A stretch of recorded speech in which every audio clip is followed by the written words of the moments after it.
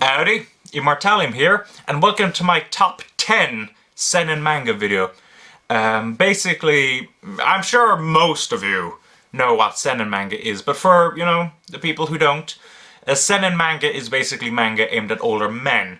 Shonen Manga, which is, what, like the Narutos, the Bleaches, etc, etc, that's aimed at, like, 12 to 18-year-old boys.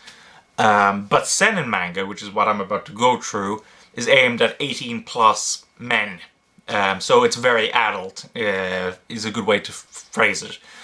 So with that defined, now let's get started. So my top 10. At number 10, this manga is actually kind of topical because a friend of mine, Archangel, actually reviewed this recently. Otogirisou. Now, Otogirisou is a medical thriller, basically following the lead character, Kirihisou himself. Surprise, surprise, right?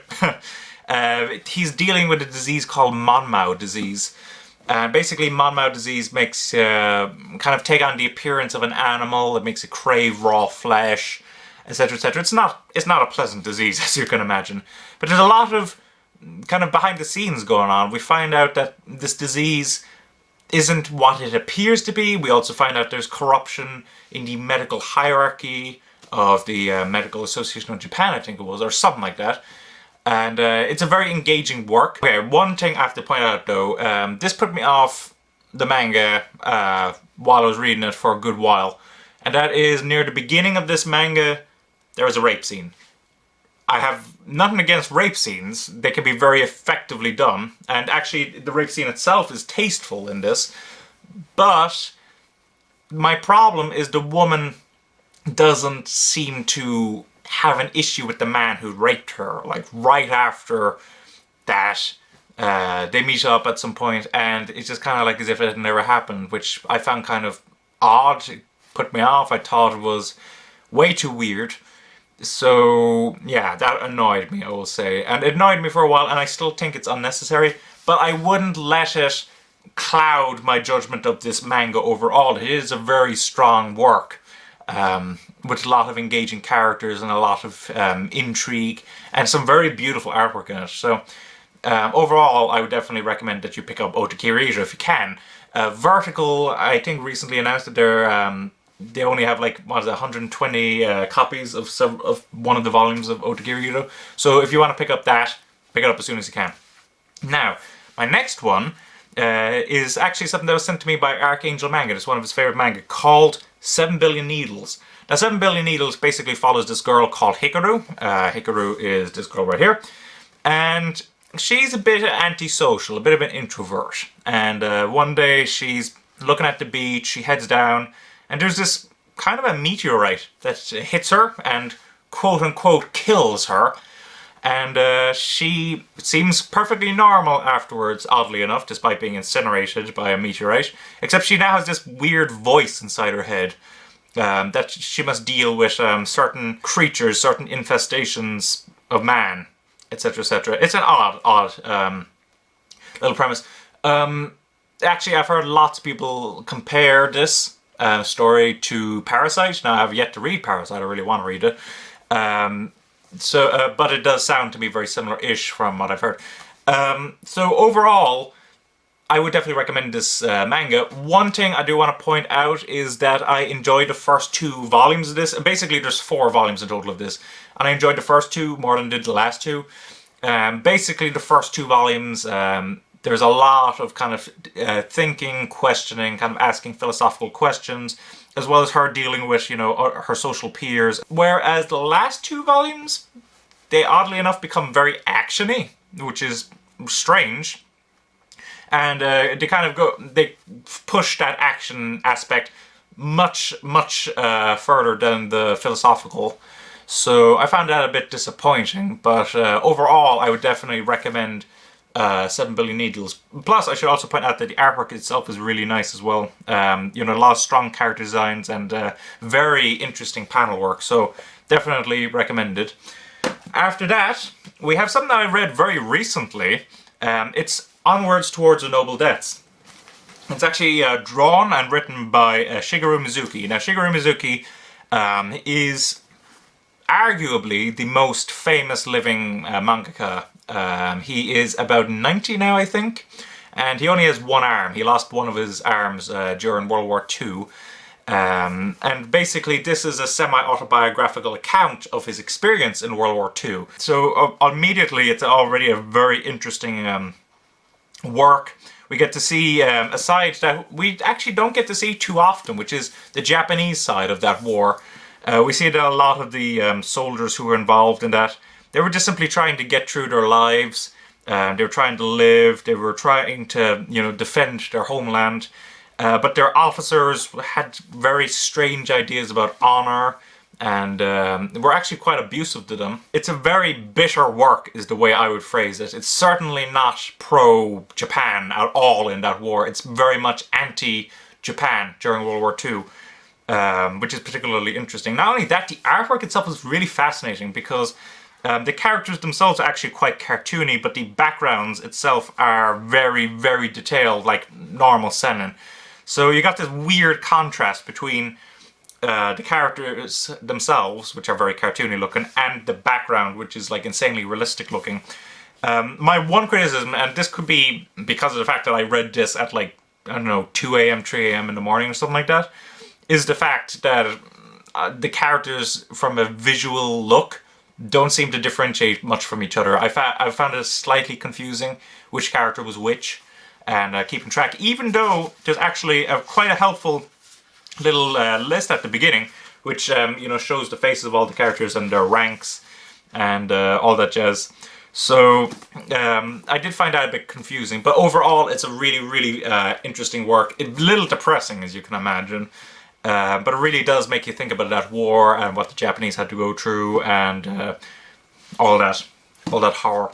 So moving on from war manga, we go on to a manga that a lot of people don't realize is seinen, and that is Chobits. Now, I remember a lot of people have told me that they've read Chobits and thought it was a shoujo, but it is actually a seinen.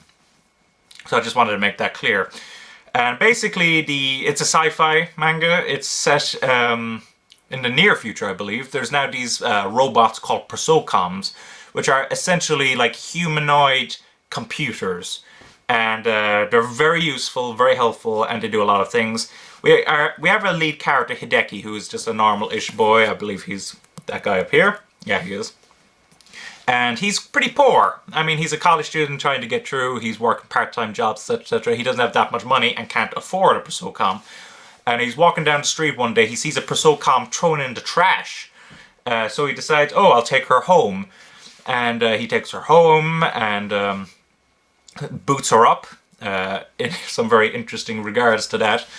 And it turns out that she's pretty useless. All she can say is chi, she does not know how to perform tasks, etc, etc. And oddly enough, he ends up kind of having to take care of her and teach her how to, take care of tasks and everything. And that's how the story kind of goes. There's kind of a lot of questioning of who is chi, and also we are introduced to a lot of other characters who have to deal with this strange relationship that man has now to prosocoms, because there's a lot of people who just view prosocoms as technology, and nothing more than that, while there's other people who have actually fallen in love with prosocoms because of, their humanoid look. So there's a lot of interesting questions from that. And of course there's that big conspiracy about who Chi is. She is actually a Chobit, which is like a super prosocom, essentially. So that's very interesting. There are a couple of points where the story kind of drags a little, and I remember there's these two characters, I believe they have sunglasses, they're kind of musing philosophically throughout the story, and they have a bit of an influence on the main characters near the end of the story, but overall they feel a bit unnecessary, so that's a bit of an issue. But overall the artwork is beautiful, there's a lot of fascinating questions, and overall it is definitely recommended. I would definitely recommend you pick up Chobits. Also, it wouldn't hurt to be a first clamp work either. Anyway, after that we have a very popular title, and that is Pluto. Now Pluto is drawn and written by Naoki Urasawa, who many of you would probably know for 20th Century Boys, Monster. I believe they're releasing a new manga from him now in English called Master Keaton. But anyway, This is actually a remake of an Astro Boy story, The Greatest Robot on Earth. But it's a more adult telling of it. Essentially, while the original Astro Boy story of that was very actiony and dealt with Astro having to fight lots and lots of robots, this actually follows our lead character Gesiedt, or Geschiet, or it's something like that. It's a German name, so it's a bit hard to pronounce. But anyway, it follows his kind of part of all those events. Basically, he has to investigate. He's pretty much a detective, and he has to investigate these murders that have started to happen. A lot of the greatest robots on Earth have started to get murdered by this being, and no one can figure that out. Not only that, but after each of those murders, a human also gets murdered, and they have like horns rammed into their heads as well, which is very unpleasant. So Gesiedt must figure out, you know, what's happening, why is it happening, who's doing this, and how does it relate to this central war that happened in Asia several years before. So overall, it is a really, really interesting work, full of twists and turns, and also, of course, the very appealing artwork of Naoki Urasawa. Now, there's some bits in it that I'm not too keen on, particularly in the first volume, if I recall correctly. I believe I wasn't too keen on the storyline of, what was it, North something? Can't remember exactly who, like the rest of the name, but North. Anyway, I wasn't too keen on his story. I thought it kind of jarred in with the rest of the story. I kind of want to go back to Gesiedt. But after that, there isn't much problems with the pacing. It's pretty fluid and clean. And overall, it's definitely recommended. After that, we have Solanin. Now, Solanin is drawn and written by Inyo Asano, who, interestingly, actually recently had a sex change. So he's definitely, he/she, is a bit of an odd person. But Solanin is a very strong work. It follows our lead character, Meiko, and basically Meiko's kind of in that part of life that a lot of people can associate with. She's in her early 20s, and she's kind of trying to figure out, well, what the hell do I do with my life, you know? She's in this relationship with a boy as well, and, you know, it seems to be going on pretty well, but it doesn't seem to be too productive. Just kind of stuck in a bubble, essentially. And basically she has to kind of figure out what her place is in life, and, you know, it goes through a lot of other characters as well, that are similarly struggling with their life, with their place in it, their place in the world, etc., etc. The artwork, I must say, is particularly great. There's a lot of really interesting panel work, and I particularly love the shading in this. Actually, the shading is one of the best I've ever seen in a manga. Just the portrayal of shadows on faces is absolutely breathtaking. So I would definitely recommend this. The one thing I will say is that there's a couple of scenes where the humor is a bit too childish almost. Now, I guess it's just trying to portray, you know, how even as a 20-year-old, you know, a lot of guys are still kind of have that childish sense of humor. But it just comes off as a bit weird in a couple of scenes, a bit too over the top. But definitely recommend it. I definitely want to check out What a Wonderful World, I think, or What a Wonderful World, I think the title is, from the same author in English. I've heard it's even better than Solanin, but I would definitely recommend you pick up Solanin and read it because it is very good. After that, here is a manga that I remember having a bit of a mixed reaction when I first started reading it, but of course, as you can guess, from it being number 4, I really do like this series now, and it's Lone Wolf and Cub. Now, Lone Wolf and Cub is a manga from the 1970s. I think a bit of it was also in the 1980s, but mainly 1970s. And it's set during feudal Japan and follows our 2 characters, as you can see on the cover, Ogami Isho and his son Daigoro. And basically he himself has been kind of run out of his position as the head executioner for the shogunate. I believe it was for the shogunate. Yeah, I always get confused between the shogunate and the emperor during that time, but I guess it would have been the shogunate. Anyway, he's been kind of framed for a crime, and he's been chased out by the Yagya clan, I believe they are.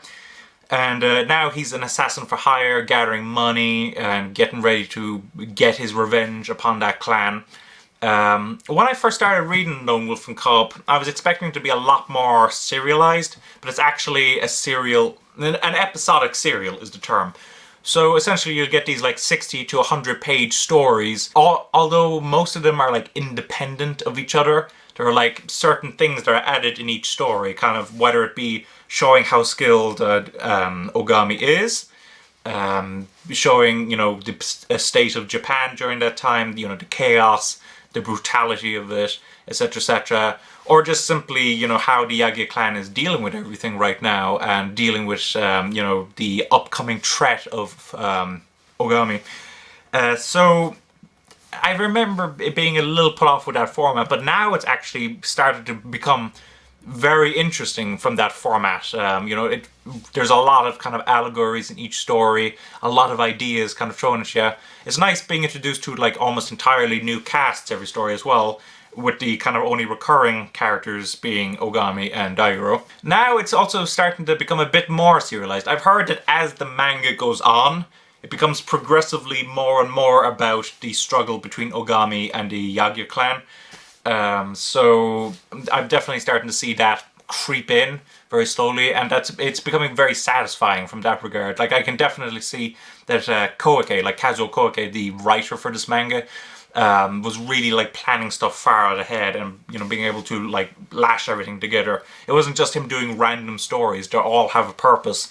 So from that regard, you know, excellent. Not only that, I just want to say that Goseki Kojima's artwork in this is really, really fascinating. Like, it's very realistic in comparison to other manga, like way more realistic than one would usually expect. But it also like has a kind of a blending from that old Japanese style paint scrolls, almost like that. Well, I know that's Chinese, that one there, but it's that same kind of styling, artistic style. So it's like a combination of realism and, you know, Japanese painting, which is really, really fascinating. It makes for some really, really beautiful scenes. So overall, I would definitely recommend that if you haven't hopped on to Wolf and Cub yet, I would definitely recommend that you do so. After that, we get into our top three, well, my top three. Number 3, Message to Adolf. What a manga. It's so, so good.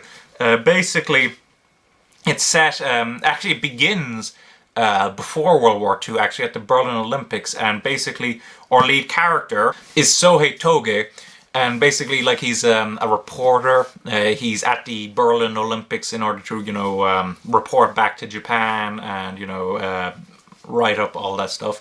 But also he's visiting his brother, who's been in a kind of a foreign exchange program, studying in Germany. But just before he gets to visit him, his brother actually gets murdered, and it turns out there's a conspiracy dealing with a document that might actually prove that Hitler has Jewish blood in him.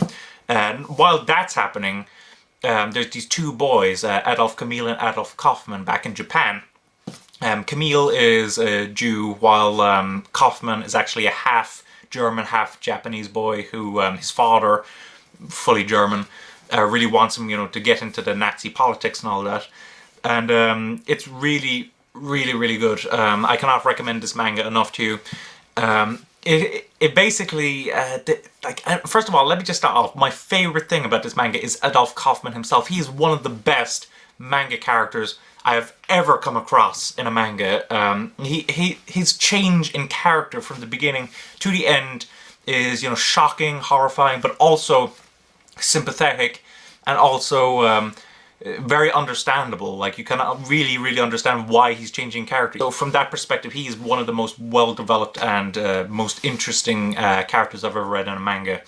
The artwork itself, of course, being drawn by Tezuka during the last decade of his life, is, you know, highly developed, you know, just some amazing paneling, some brilliant character designs, and of course, being a political thriller, there's just twists and twists galore. Like, it's just absolutely amazing. So I would definitely recommend that you pick up Mr. Adolf. I believe they're still pretty much in print, so I would highly recommend Mr. Adolf. After that, we have a manga that okay, I'll just point out to you first and then I can actually explain it. Girlfriends. I remember a couple of years ago having this really unpleasant argument with someone online. They thought that Girlfriends was a shoujo, But it's actually published, it was published in a magazine called Comic High, I think it was called. Which essentially, it was a Seinen Manga zine, like Seinen Manga magazine, sorry. But incorporated a lot of shoujo elements into it. So while it is kind of understandable that people might be confused as to whether or not it be shoujo or seinen, it is most definitely seinen. Anyway, girlfriends. Basically, we have our two lead characters in this. Mariko, also known as Mari for short, is basically this. Again, she's this kind of not a very social girl, and she's really good at her grades, but she doesn't really hang out with these other girls. Then there's this girl that shows up called Ayako, and Ayako being this one, and Mari being that one, if I hadn't pointed out Mari. And Ayako basically helps Mari to kind of open herself up, to become more social, to develop more interest, to hang out, and for a little while it's just kind of a sweet story about a girl who begins to be able to open up and to be able to hang out with people. But as time goes on, Mari starts to realize that she's developing feelings for Ayako, and that scares her. Like, it really does scare her. So basically, it is a Yuri manga. I'm just going to say that out. Girlfriends is a Yuri manga. But it is the best Yuri manga, and probably the best romance manga that I have ever read. It is, first of all, the romance in it is very, very strong. Like, what I really hate in a lot of these other romance mangas, particularly ones dealing with like either yaoi or yuri, is that the characters get together very, very fast and start, having sex and all that jazz. But in the Girlfriends, we actually, there's a long period of time where their relationship is simply a friend, and then Mari starts to feel that, and she starts feeling scared. She doesn't know how to handle it. She wants to go away from Ayako, but at the same time, she doesn't want to leave her because she's really good friends, and she doesn't know how to deal with that emotion. And it's actually really scary for her, which I find really, really appealing, because to a lot of people, homosexuality, like when they find out they're gay, is kind of scary. Like, you don't know quite how to handle it. Which again is another problem that I have a lot of other yaoi yuri manga.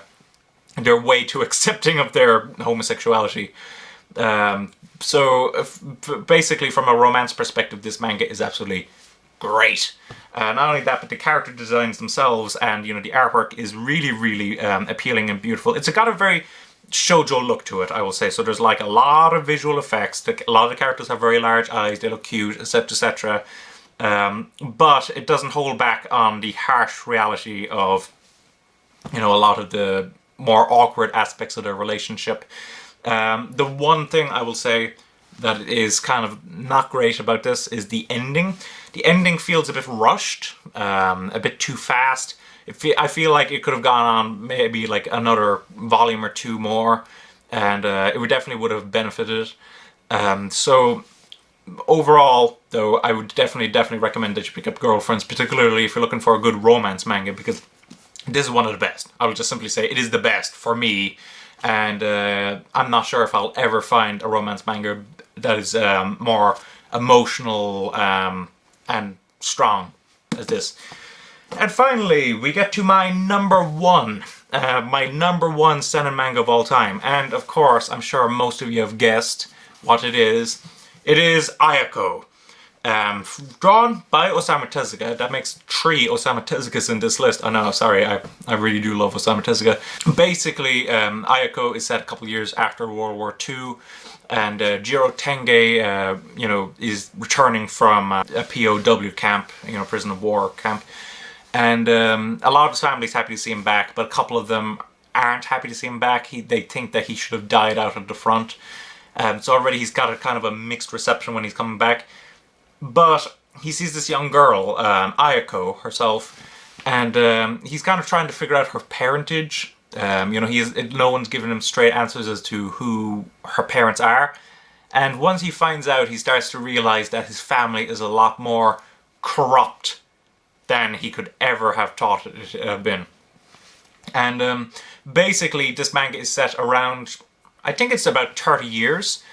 and we see such a story. Basically, you know, it incorporates real life events, you know, that happened during that time into the story of the Tenge family, the struggle of the Tenge family, and it is masterfully interwoven. Not only that, there's some amazing drama between many of the characters, and the characters themselves are really deep and really intriguing, and it's just an absolutely phenomenal work. Like, I just literally cannot recommend Ayako enough to you.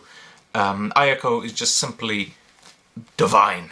Like, I absolutely love it. Now, I have heard that some people I do feel a bit underwhelmed about certain aspects of it.